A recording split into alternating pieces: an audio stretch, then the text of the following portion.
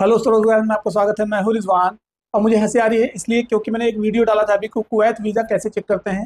जो electronic visa आता है उसको आप ऑनलाइन क्यूआर कोड के माध्यम से कैसे चेक करते हैं, या तो उसकी वीज़ा डिटेल जो होती है उसके माध्यम से कैसे चेक करते हैं।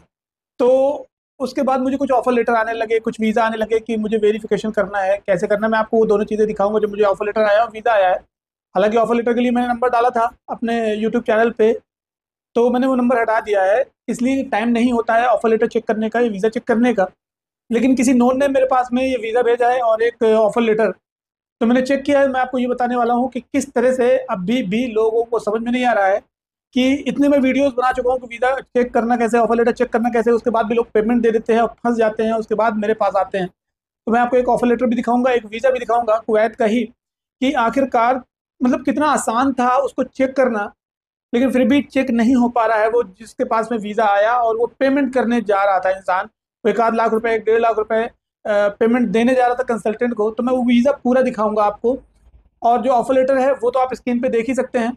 स्क्रीन पे जिसको ऑफर लेटर मिला है उसको बार बार मुझे कॉल आ रही थी कि ये, वो बार बार कह रहे हैं कि ये इमिग्रेशन से कॉल आ रही है, सिंगापुर से कॉल आ रही है। उसके बाद मुझे पूरी डिटेल दिखाना पड़ा कि ऑफर लेटर एक्चुअली में रियल है, ये फेक है। तो वो ऑफर लेटर भी फेक है। तो वो कैसे था आपको स्क्रीन पे दिखा देता हूँ मैं। ये देख सकते हैं आप कि ये वेस्ट बंगाल का कोई रजिस्ट्रेशन किया हुआ है, वेबसाइट वेस्ट बंगाल की है, रजिस्ट्रेशन किया हुआ। और ये कंपनी भी अभी 2024 में ही, मतलब 2 महीने पहले ही बनी है। और इसके लिए 10 साल पुरानी कंपनी दिखा रहे हैं ये अपनी वेबसाइट पे। ये वेबसाइट भी आप देख सकते हैं, इस सामने दिखा रहे हैं 10 साल पुरानी कंपनी है। तो मैंने समझा दिया कैंडिडेट को। उसके बाद में सामने पेमेंट के लिए बार बार मैसेज आ रहा है और ये पता चल रहा है कि वो बंदा है यहीं का। लेकिन कॉल क्या आ रही है, इंटरनेट के थ्रू कॉल आ रही है, उसमें सिंगापुर लिखा हुआ आ रहा है। तो ये बहुत सारे मैसेजेस, ये कॉल आपको इस तरह के नंबर से आ सकती हैं जिसमें से आपको यकीन ही नहीं होगा कि नहीं, कोई बाहर से नहीं है बंदा। आपको लगेगा कि ये सिंगापुर का ही है या कोई कनाडा का या यूएस का ही बंदा है जो आपको मैसेज कर रहा है, वहीं से कॉल कर रहा है। जबकि एक्चुअली में क्या होता है, आजकल एआई का ज़माना है, इंटरनेट की दुनिया है। तो इंटरनेट के माध्यम से लोग बहुत सारे नंबर जनरेट भी कर लेते हैं और क्लोन भी क्रिएट कर लेते हैं बहुत सारे लोग। और उस नंबर से आपको कॉल भी आती है। ईमेल आईडी वगैरह बनाना कोई मुश्किल की बात नहीं है, तो मेल भी आ जाती है। तो इसलिए आपको बच के रहना है कि इस तरह के लोगों से सावधान रहें।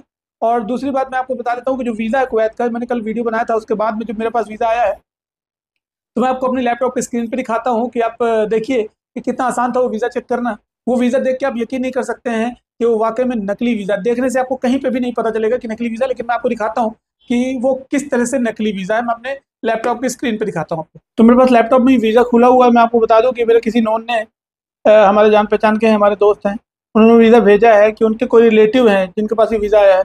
और ये वीज़ा, नाम आप देख रहे होंगे, अब्दुल अहद खान, कादी खान, ये नाम लिखा हुआ है। इसमें वीज़ा नंबर लिखा हुआ है, एमओआई नंबर लिखा हुआ है, ये वीज़ा नंबर है, ये एमओआई नंबर है।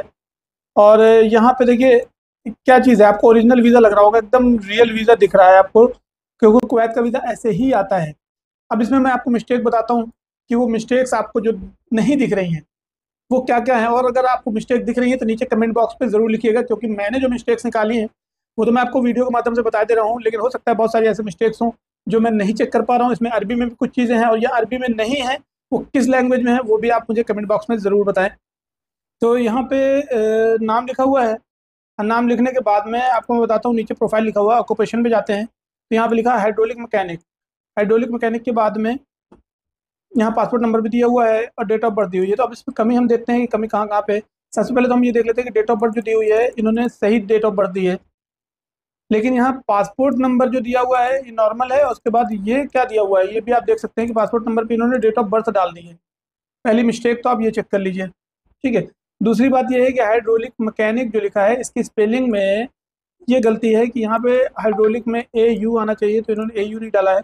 मैकेनिक में यहाँ पे ए नहीं होना चाहिए और यहाँ पे ए होना चाहिए, तो ये यहाँ पे भी इन्होंने गलत डाल दिया है। ये दूसरी चीज़ ये है कि जो मैंने आपको बताया था कि हम लोग यहाँ से क्यूआर से स्कैन करते हैं, इसको क्यूआर स्कैन करके देखेंगे तो क्यूआर भी नहीं स्कैन हो रहा है। और उसके बाद नीचे क्यूआर दिया हुआ ये भी स्कैन नहीं हो रहा है, ये भी आपको इनवैलिड दिखा रहा है।